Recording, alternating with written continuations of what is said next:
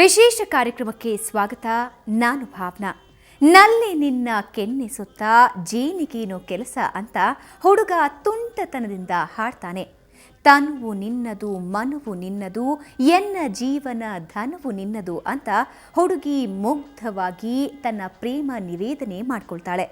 ಈ ಮಾತುಗಳಿಗೆ ಅನ್ವರ್ಥ ಅನ್ನುವಂತಿರೋ ಒಂದು ಅಪರೂಪದ ಜೋಡಿಯ ಸ್ಟೋರಿ ಹೇಳ್ತೀವಿ ಇವತ್ತಿನ ಜನ್ಮದ ಗೆಳತಿ ಕಾರ್ಯಕ್ರಮದಲ್ಲಿ.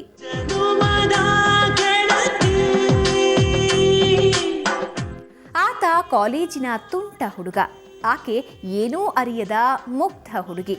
ಅವರಿಬ್ಬರನ್ನು ಒಂದು ಮಾಡಿದ್ದು ಪ್ರೀತಿ ಅನ್ನೋ ಸೇತುವೆ. ಕಾಲೇಜ್ ಕ್ಯಾಂಪಸ್ನಲ್ಲಿ ಅರಳಿದ ಪ್ರೀತಿ ಮದುವೆಯ ಹಂತಕ್ಕೆ ಬಂದಿದ್ದೂ ಆಯಿತು. ಆ ಮದುವೆ ಅನ್ನೋ ಸುಂದರ ಬಂಧಕ್ಕೆ ಈಗಾಗಲೇ 17ರ ಸಂಭ್ರಮ. ಮೋಹನ್ ಅನ್ನೋ ನಟನ ಬದುಕಿನಲ್ಲಿ ಸಂಗೀತ ಸುಧೆ ಹರಿಸಿದ ಆ ಗಾಯಕಿಯ ಹೆಸರು ಶ್ರೀವಿದ್ಯಾ. ಈ ಜೋಡಿಯನ್ನ ನೋಡ್ತಾ ಇದ್ರೆ ಕವಿ ಎಚ್.ಎಸ್. ವೆಂಕಟೇಶ್ ಮೂರ್ತಿಯವರ ಸಾಲೊಂದು ನೆನಪಾಗತ್ತೆ. ಪ್ರೀತಿ ಕೊಟ್ಟ ರಾಧೆಗೆ ಮಾತು ಕೊಟ್ಟ ಮಾಧವ.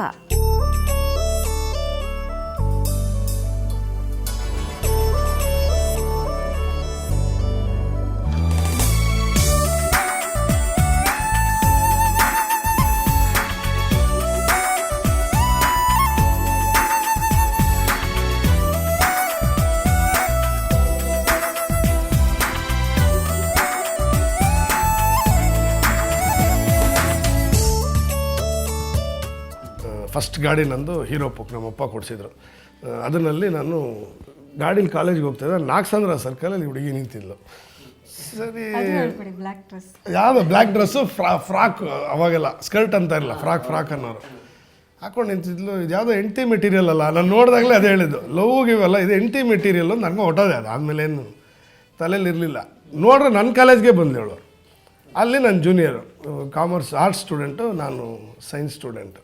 ಅಲ್ಲೇನಾಗೋದು ಗ್ರೂಪ್ ಸಿಂಗಿಂಗ್ ಮಾಡೋರು, ಇಂಟರ್ ಕ್ಲಾಸು ಅದನ್ನೆಲ್ಲ.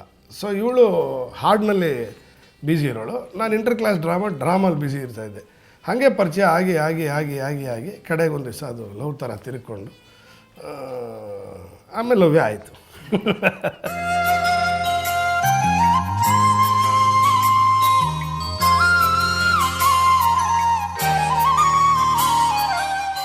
ಕಾಲೇಜಲ್ಲಿ ನಮ್ಮದಲ್ಲೊಂದು ಮೋರಿ ಇತ್ತು, ನ್ಯಾಷನಲ್ ಕಾಲೇಜ್ ಎದುರಿಗೆ. ನೀವು ಯಾರನ್ನಾರ ತೊಗೊಳ್ಳಿ, ಆಲ್ ಸೆಲೆಬ್ರಿಟೀಸ್, ಕೆಲವ್ರು ತೀರೋದು, ನಮ್ಮ ರಾಜು ಆನಂದ್ ಸ್ವಾಮಿ ಹೊಟ್ಟೋದ, ಅವನು, ನಾನು, ಆಲ್ಮೋಸ್ಟ್ ಆಲ್ ಫೆಲೋಸ್ ಇವತ್ತು ಸಿನಿಮಾ ಇಂಡಸ್ಟ್ರಿಯಲ್ಲಿ ಪಾಪ್ಯುಲರ್ ಆಗಿರೋರು. ಅಲ್ಲಿ ಎದುರುಗಡೆ ಒಂದು ಮೋರಿ ಇತ್ತು.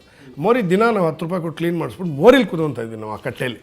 ಆ್ಯಂಡ್ ಇಟ್ ಇಸ್ ನಾಟ್ ನೀರು ಹೋಗೋದು ಆ ಥರದ್ದು ಮೋರಿ ಅಲ್ಲ, ಡ್ರೈ ಇದದು. ಅದ್ರ ಮೇಲೆ ನಾವು ಯಾವಾಗೂ ಕೂರ್ತಾಯಿದ್ದು. ನಾನು ಹಿಂಗೆ ಕೂತಿದ್ದೀನಿ, ಹುಡುಗಿ ಬಸ್ ಹಿಡಿದು ನಡ್ಕೊಂಡು ಹೋಗ್ತಾಯಿತ್ತು ಒಳಗಡೆ. ಇವಳನ್ನೇ ಅಲ್ವ ನಾನು ನೋಡಿದ್ದು ನಾಗಸಂದ್ರ ಸರ್ಕಲ್. ನಮ್ಮ ಕಾಲೇಜನ್ನ ಕೆಲಸ ಸುಲಭ ಆಯ್ತು ಬಿಡು ಅಂತ ತಲೆಯಲ್ಲಿ ಅಂದ್ಕೊಂಡಿದ್ದು. ಬಟ್ ಅದೇನು ಅಂಥ ಸೀರಿಯಸ್ ಅಂತ ಏನು ಅಂದ್ಕೊಂಡಿರಲಿಲ್ಲ. ಆಮೇಲೆ ಅದು ಹತ್ತಿರ ಆಗ್ತಾ ಪರಿಚಯ ಆಗ್ತಾ ಅದು ಪ್ರೀತಿಗೆ ತಿರ್ಕೊಂತು. ಗ್ರೂಪಲ್ಲಿದ್ವಿ, ನಾವು ಹಾಡ್ತಾ ಇದ್ದೆ, ಅವರು ಡ್ರಾಮಾ ಮಾಡ್ತಾಯಿದ್ರು. ಹಾಗೆ ಈ ಕಲಾಕ್ಷೇತ್ರದಲ್ಲೇ ಮೀಟ್ ಆಗ್ತಾಯಿದ್ವಿ. ಅಷ್ಟೇ. ನನಗೆ ಏನು ಲವ್ ಅದೆಲ್ಲ ಏನು ತಲೆಯಲ್ಲಿ ಇರಲೇ ಇಲ್ಲ. ಇವ್ರು ಪ್ರಪೋಸ್ ಮಾಡಿದಾಗ್ಲೂ ಏನೋ ಒಪ್ಕೊಂಬಿಟ್ಟೆ ಅಷ್ಟೆ. ಅಂದರೆ ಏನು ಯೋಚನೆ ಮಾಡೋ ಅಷ್ಟು ಶಕ್ತಿ ಇರಲಿಲ್ಲ. ನಾನು ಇವಳು ಇಷ್ಟಪಡ್ತಾಯಿದ್ದು ನನ್ನ ಗ್ಯಾಂಗಿಗೆ ಮಾತ್ರ ಗೊತ್ತಿತ್ತು. ಇವ್ರ ಗ್ಯಾಂಗಲ್ಲಿ ಸುಮಾರು ಜನ ನನಗೆ ಲೈನ್ ನೋಡ್ಯಾರ. ಅವಾಗ ಸುಮಾರು ಒಂದು 20-25 ಗರ್ಲ್ ಫ್ರೆಂಡ್ಸ್ ಇದ್ದರು ಕಾಲೇಜಲ್ಲಿ. ಯಾವಾಗಲೂ ತ್ರಿಬಲ್ ರೆಡಿ. ನಮ್ಮಪ್ಪ ಬೈಯೋರು, 2 ಹುಡುಗಿನ ಕೂರಿಸ್ಕೊಂಡು ಹೋಗ್ತೀಯ ಅಂತ. ಕಾಲೇಜ್ ಡೇಸ್ ನಮ್ಗೆ ಅದು. ಇವಳು ಯಾವತ್ತೂ ಕೂತೇ ಇಲ್ಲ. ಇವಳು ಬಿಟ್ಟು ಬಾಕಿಯವರು ಇಬ್ಬರು ಕೂತಿರೋದು. ಇವಳು ಗಾಡೀಲಿ ಕೂರ್ತಾ ಇರಲಿಲ್ಲ. ಯಾರು ನೋಡ್ರೆ ನನಗೆ ಕೆಟ್ಟ ಹೆಸರು ಬರುತ್ತೆ ಅಂತ ಕೂರ್ತಾನೆ ಇರಲಿಲ್ಲ ಗಾಡಿನಲ್ಲಿ. ನಾನು ಹುಚ್ಚನ ಥರ ಆ ಗಾಡಿ ನ್ಯಾಷನಲ್ ಕಾಲೇಜಿಂದ ನಾಗಸಂದ್ರ ಸರ್ಕಲ್ ತಳ್ಕೊಂಡು ಹೋಗುವೆ. ಅಲ್ಲಿ ಇವಳು ಬಸ್ ಹತ್ತಿದ್ಮೇಲೆ ನಾನು ಗಾಡಿ ಸ್ಟಾರ್ಟ್ ಮಾಡೋದು. ಗಾಡೀಲಿ ಕೂರ್ತಾ ಇರಲಿಲ್ಲ. ಯಾರು ನೋಡಿದ್ರೆ ನಮಗೆ ಅವಮರ್ಯಾದೆ ಅಂತ. ಸೊ ನಮ್ಮ ಗ್ಯಾಂಗಲ್ಲಿ ಒಬ್ಬ ಹುಡುಗ ಹೋಗ್ಬಿಟ್ಟು ಲೀಕ್ ಮಾಡಿಬಿಟ್ಟ, ಈ ಥರ ಮೋನ ನಿನ್ನ ಇಷ್ಟಪಡ್ತಾ ಇದ್ದಾನೆ ಅಂತ ಹೋಗಿ ಹೇಳ್ಬಿಟ್ಟ. ಇವಳಿಗೆ ಒಂದು ಕಡೆ ಗಾಬರಿ, ಒಂದು ಕಡೆ ನಂಬಿಕೆ ಇಲ್ಲ. 3 ಹೊತ್ತು ಬೇರೆ ಹುಡುಗಿರ ಜೊತೆ ಸುತ್ತಾನೆ. ಅದೊಂದು ವಿಷಯ ನಂಗೆ ಈಗಲೂ ಅರ್ಥ ಆಗಿಲ್ಲ. ಈಗಲೂ ಕೇಳ್ತಾ ಇರ್ತೀನಿ, ಏನಂತ ಇಷ್ಟಪಟ್ರೆ ನನ್ನ ಅಂತ. ನೀಲಿ ಬಾನಲಿ ತೇಲಿ ಹೋದೆನು ನಾನು ಈ ದಿನ, ಜೇನು ಹೀರಿದ ದುಂಬಿಯ ಹಾಗಿದೆ ನನ್ನ ಈ ಮನ, ಏಕೆ ಹೀಗಾಯ್ತೋ ನಾನು ಕಾಣೇನು, ಪ್ರೀತಿ ಮನದಲ್ಲಿ ಹೇಗೆ ಮೂಡಿತೋ.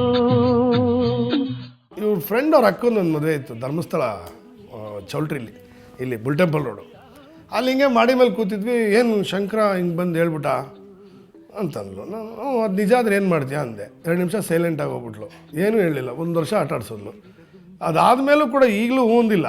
ಮಗುನೂ ಆಗಿದೆ, 12 ವರ್ಷ ನನ್ನ ಮಗನಿಗೆ, ಇನ್ನೂ ಹೂಂದಿಲ್ಲ.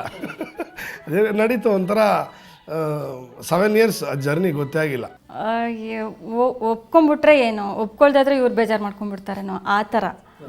ಒಪ್ಕೊಂಡ್ರೆ ಮುಂದೆ ಏನಾಗ್ಬೋದು ಅಂತಲೂ ಗೊತ್ತಿಲ್ಲ. ಒಪ್ಕೊಳ್ದಾದ್ರೆ ಕನ್ಫ್ಯೂಸ್ಡ್ ಅಂತರ.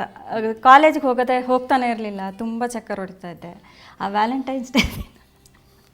ವ್ಯಾಲೆಂಟೈನ್ಸ್ ಡೇ ದಿನ ಇವ್ರು ಏನು ಮಾಡಿದ್ದಾರೆ, ಇವ್ರು ಇನ್ನೊಂದು ಹುಡುಗಿ ಇದ್ಲು ಮಮತಾ ಅಂತ, ಆ ಹುಡುಗಿನ ಗಾಡೀಲಿ ಕೂರಿಸ್ಕೊಂಡು ನನಗೆ ವಿಶ್ ಮಾಡೋಕ್ಕೆ ನಮ್ಮ ಮನೆಗೆ ಬಂದಿದ್ದಾರೆ. ಏನೋ ಒಂದು ಗಿಫ್ಟ್ ಕೊಡೋಕ್ಕೋ ಚಾಕ್ಲೇಟ್ ಕೊಡೋಕ್ಕೋ. ಅದು ಈಗಲೂ ನಂಗೆ ಮರ್ತೇ ಹೋಗಲ್ಲ. ನನ್ನ ಪ್ರಪೋಸ್ ಮಾಡಿದ್ದಾರೆ, ನನ್ನ ಇಷ್ಟಪಡ್ತಾ ಇದ್ದಾರೆ, ಜೊತೆಗೆ ಬೇರೆ ಹುಡುಗಿನ ಕರ್ಕೊಂಡು ನಮ್ಮ ಮನೆಗೆ ಬಂದಿದ್ದಾರೆ. ಏನಪ್ಪ ಇದು, ನಾನು ಏನು ಮಾಡ್ತಾ ಇದ್ದೀನಿ ಅಂತ ಒಂಥರ. ಒಬ್ಬನೇ ಆರಾಮಾಗಿ ಹೋಗ್ಬಿಟ್ಟು ವ್ಯಾಲೆಂಟೈನ್ಸ್ ಡೇ ವಿಶ್ ಮಾಡೋರು ಅಪ್ಪ ಅಮ್ಮ ಏನು ಅನ್ಕೊಂತಾರೆ. ಅದಕ್ಕೆ ಇನ್ನೊಂದು ಬ್ಯಾಕಪ್ಪು. ನಮ್ಮ ಮನೇಲಿ ಗೊತ್ತಾಗಿದ್ದು ಲೇಟು, ನಮ್ಮನೇಲಿ ಒಂದು ಇಲ್ಲಿ ಒಂದು ಸ್ವಲ್ಪ ಬೇಗನೆ ಗೊತ್ತಾಯಿತು. ಗೊತ್ತಾದಾಗ ಅಣ್ಣ ಕರೆಸಿ ಮಾತಾಡಿ ಅಮ್ಮ ಒಂದು ಒಳ್ಳೆ ಅವರೆಕಾಳು ಉಪ್ಪಿಟ್ಟು ಮಾಡಿಕೊಟ್ಟಿದ್ರು, ತಿನ್ಕೊಂಡು ಕ್ಲೀನಾಗಿ ಬಂದಿದ್ದೆ. ಇಷ್ಟೆಲ್ಲ ಸೀನ್ ನಡೆದಿದ್ಯಾ? ಅದೆಲ್ಲ ಗೊತ್ತಿಲ್ಲ ನನಗೆ ಗೊತ್ತಿಲ್ಲ ಇದೆಲ್ಲ.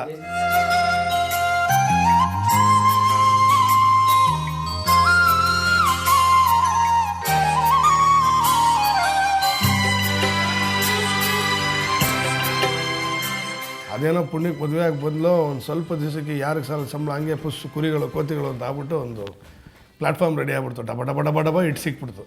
ಇಲ್ಲಾಂದರೆ ಇವಳು ಮದುವೆ ಆದಾಗ ನೀನು ಏನು ಕೆಲಸ ಮಾಡ್ತಾಯಿದ್ರೆ ಕೆಲಸವೇ ಇರಲಿಲ್ಲ. ನನಗೆ ಇದ್ದಿದ್ದು ಕೆಲಸ ಬಿಟ್ಬಿಟ್ಟಿದ್ದೆ, ನಾನು ಗಲಾಟೆ ಮಾಡಿಕೊಂಡು. ಪಿಕ್ಚರಲ್ಲಿ ಇನ್ನೂ ಫುಲ್ ಫ್ಲೆಜ್ಡಾಗಿ ಹೋಗಿಲ್ಲ, ಯಾವ ಪಿಕ್ಚರು ಬರೆದಿಲ್ಲ, ಮದುವೆ ಮಾಡ್ಕೊಂಬಿಟ್ಟೆ.